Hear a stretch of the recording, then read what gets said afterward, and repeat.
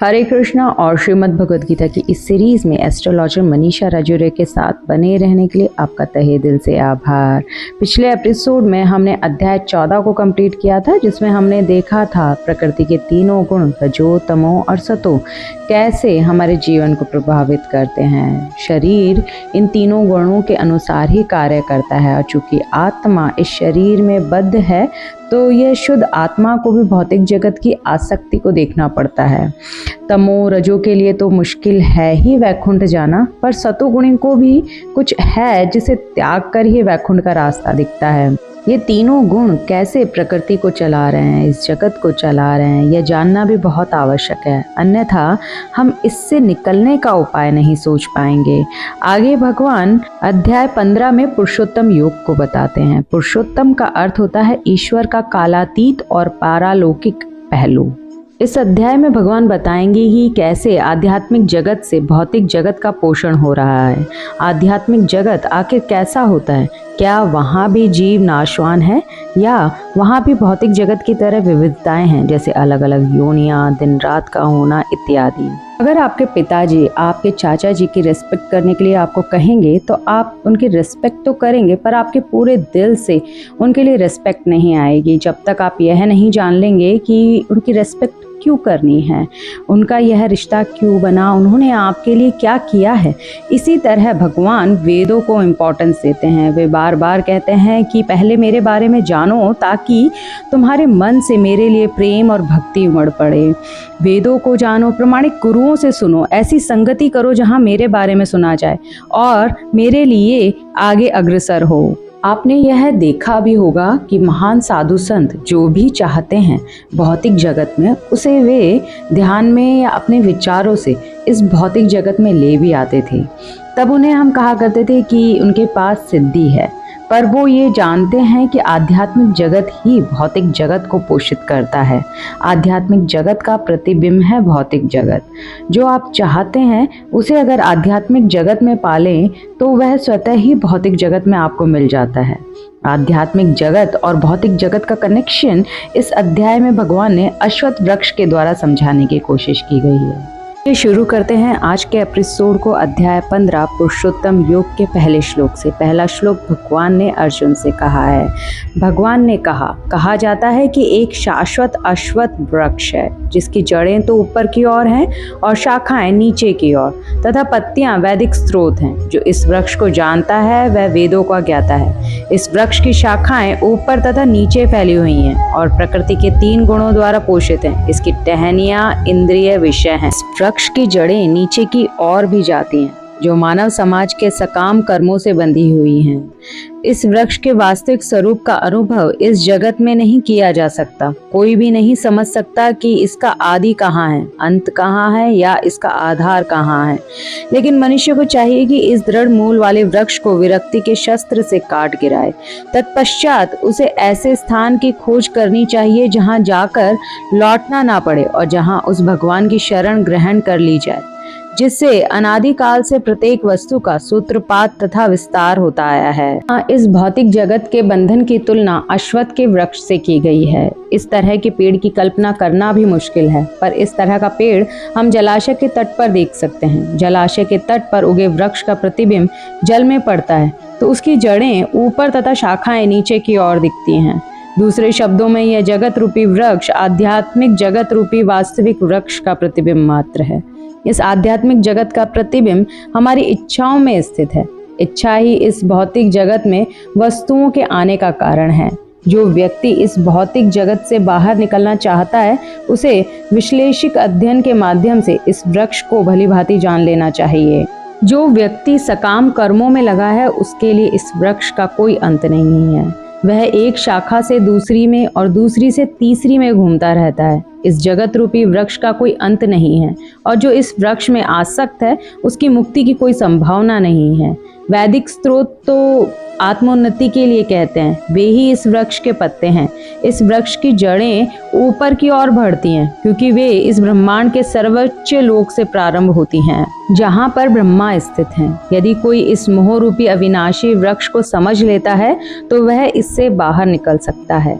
पिछले अध्यायों में हम देख चुके हैं कि भवबंधन से निकलने की कई विधियां हैं, जैसे कर्मयोग, ध्यान योग इत्यादि। और हम 13वें अध्याय तक यह देख चुके हैं कि भगवत भक्ति ही श्रेष्ठ विधि है। भक्ति का मूल सिद्धांत है भौतिक कार्यों से विरक्ति तथा भगवान की दिव्य सेवा में अनुरक्ति।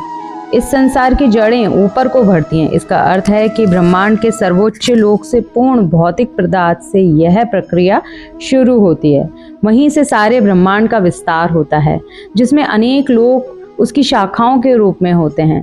उसके फल जीवों के कर्मों के फल के अर्थात धर्म, अर्थ, काम तथा मोक्ष के घोतक हैं।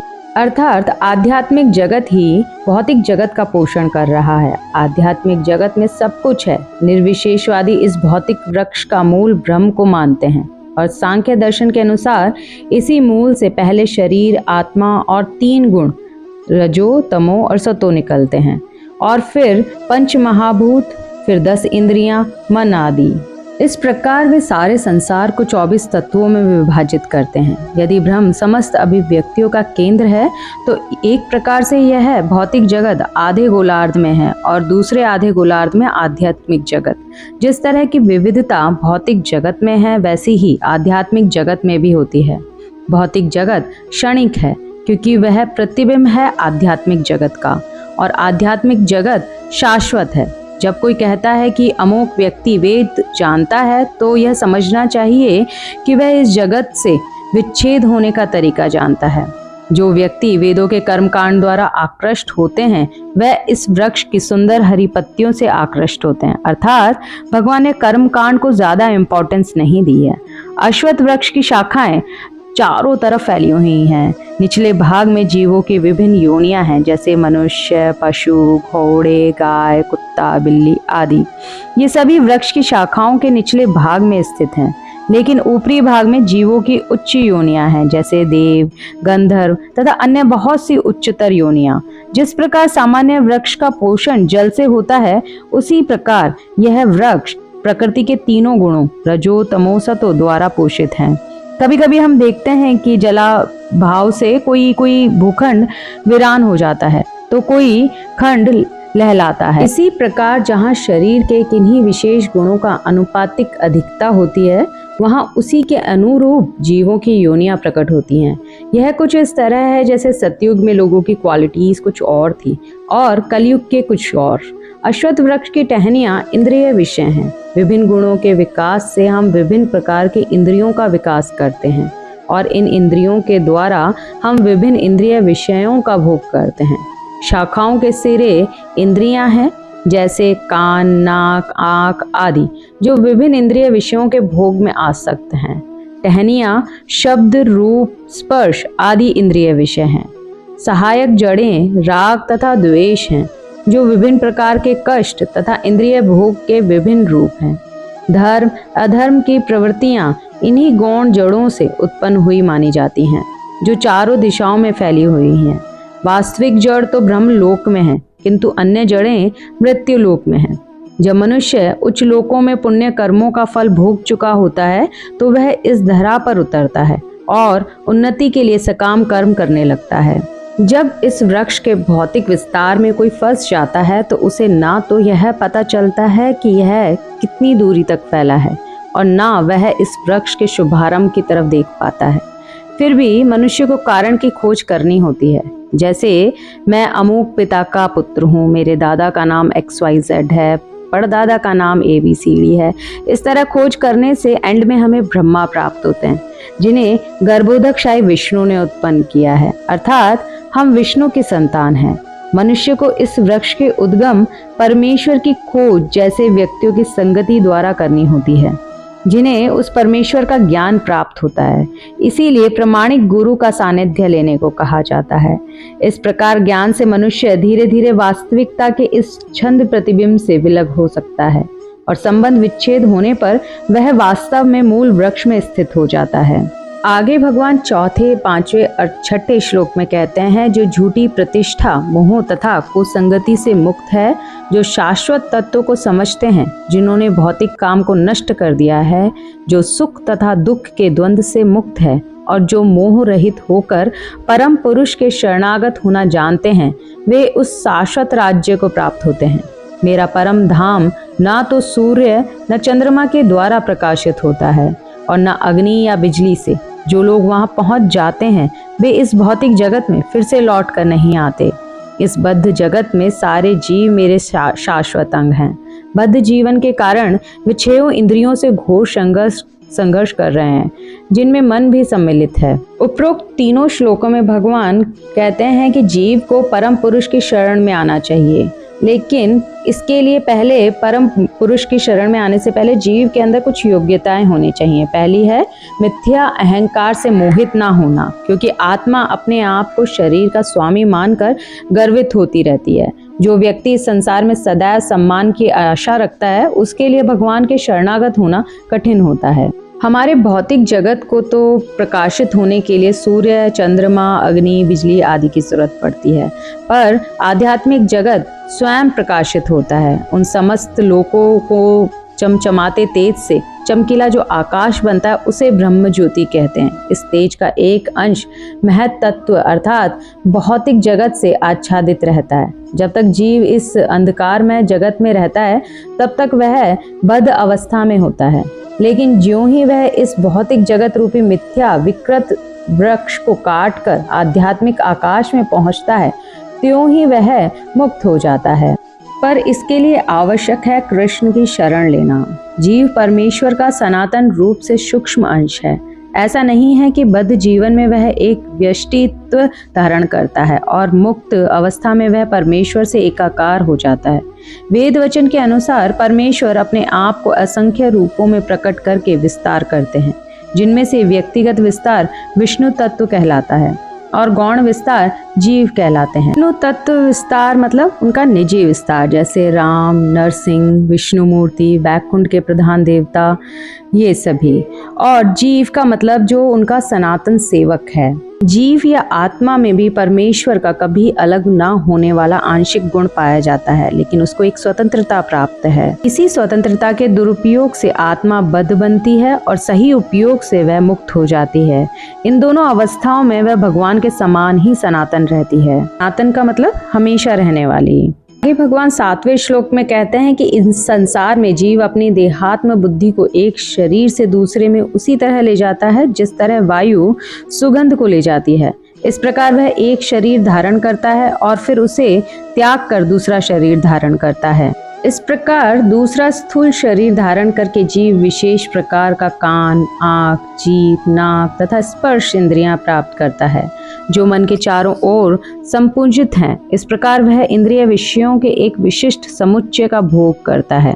मूर्ख ना तो यह समझ पाते हैं कि जीव किस प्रकार अपना शरीर त्याग करता है, ना ही वे यह समझ पाते हैं कि प्रकृति के गुणों के अधीन वह किस तरह के शरीर का भोग करता है। लेकिन जिसकी आंखें ज्ञान में प्रशिक्षित होती हैं वह यह सब कुछ देख सकता है। उपरोक्त बताए गए 7वें, 8वें, 9वें श्लोक में भगवान समझाने की कोशिश कर रहे हैं अर्जुन को कि आत्मा को ये विभिन्न प्रकार के शरीर क्यों मिलते हैं। कोई कुत्ता बनता है, कोई मनुष्य बनता है, ये ऐसा क्यों है। भगवान कहते हैं कि जीव या आत्मा को स्वतंत्रता प्राप्त है कि वह चाहे तो शरीर को त्याग कर उच्चतर योनि में जा सकता है या निम्नतर योनि में जा सकता है। मृत्यु के समय वह जैसी चेतना बनाए रखता है वही उसे दूसरे शरीर तक ले जाती है। जैसे अगर कुत्ते की चेतना है तो अगला शरीर कुत्ते का प्राप्त होगा, अगर देवता की चेतना है तो देवता का शरीर प्राप्त होगा।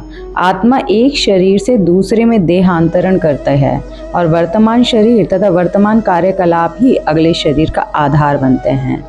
चेतना मूलतः जल के समान विमल होती है, लेकिन यदि हम जल में रंग मिला देते हैं तो उसका रंग बदल जाता है। इसी प्रकार से चेतना भी शुद्ध है, क्योंकि आत्मा शुद्ध है, लेकिन भौतिक गुणों की संगति के अनुसार चेतना बदल जाती है। वास्तविक चेतना तो कृष्ण भावनामृत है, अतः जब कोई कृष्ण भावनामृत में स्थित होता है तो वह शुद्धतर जीवन बिताता है। लेकिन यदि उसकी चेतना किसी भौतिक प्रवृत्ति से मिश्रित हो जाती है तो अगले जीवन में उसे वैसा ही शरीर मिलता है। भाग्यशाली ही ज्ञान के द्वारा यह जान सकता है कि आत्मा इस शरीर को किस प्रकार त्यागती है, अगले जीवन में कैसा शरीर धारण करती है और अभी इस तरह के शरीर में क्यों रह रही है। अगले श्लोक में भगवान कहते हैं कि आत्म साक्षात्कार को प्राप्त प्रयत्नशील योगी जन यह सब स्पष्ट रूप से देख सकते हैं, लेकिन जिनके मन विकसित नहीं है और जो आत्म साक्षात्कार को प्राप्त नहीं है वे प्रयत्न करके भी यह नहीं देख पाते कि क्या हो रहा है। सूर्य का तेज जो सारे विश्व के अंधकार को दूर करता है मुझसे ही निकलता है। चंद्रमा तथा अग्नि के तेज भी मुझसे ही उत्पन्न है। मैं प्रत्येक लोक में प्रवेश करता हूँ और मेरी शक्ति से सारे लोग अपनी कक्षा में स्थित रहते हैं। मैं चंद्रमा बनकर समस्त वनस्पतियों को जीवन रस प्रदान करता हूँ। यहाँ भगवान अर्जुन को समझा रहे हैं कि हर कोई आत्मा, शरीर, परमात्मा, शरीर के साथ होने वाले ये चेंजेस समझ नहीं सकता। इन्हें वही समझ सकता है जो आत्म साक्षात्कार को प्राप्त है। वह देख सकता है कि जीव आत्मा शरीर के साथ कैसे परिवर्तित हो रही है। केवल वे ही ये सभी बातें समझ पाते हैं जो सचमुच योग पद्धति में रमते हैं और जिन्हें आत्मा, जगत तथा परमेश्वर की अनुभूति हो चुकी है। यहाँ योग का मतलब आसन प्राणायाम से नहीं है। आगे भगवान कहते हैं कि सूर्य का प्रकाश परमेश्वर के आध्यात्मिक आकाश में आध्यात्मिक तेज के कारण है। यदि मनुष्य यह जान ले कि सूर्य, चंद्रमा तथा अग्नि का प्रकाश तथा तेज भगवान श्री कृष्ण से उद्भूत हो रहा है तो उसमें कृष्ण भावना मत का सूत्रपात हो जाता है। ब्रह्म संहिता में कहा गया है कि सारे लोग केवल भगवान की शक्ति से वायु में तैर रहे हैं। परमेश्वर का एक अंश परमात्मा लोकों में, ब्रह्मांड में, जीव में तथा अणु तक में प्रवेश करता है। जब तक शरीर में आत्मा होती है शरीर पानी में तैरता है। जैसे ही आत्मा शरीर से निकल जाती है शरीर भी डूब जाता है। इसी प्रकार ये सारे लोग शून्य में तैर रहे हैं। आगे भगवान अर्जुन को 13वें और 14वें श्लोक में कहते हैं, मैं समस्त जीवों के शरीर में पाचन अग्नि हूँ और मैं श्वास प्रश्वास प्राण वायु में रहकर 4 प्रकार के अन्नों को पचाता हूँ। मैं प्रत्येक जीव के हृदय में आसीन हूँ और मुझसे ही स्मृति, ज्ञान तथा विस्मृति होती है।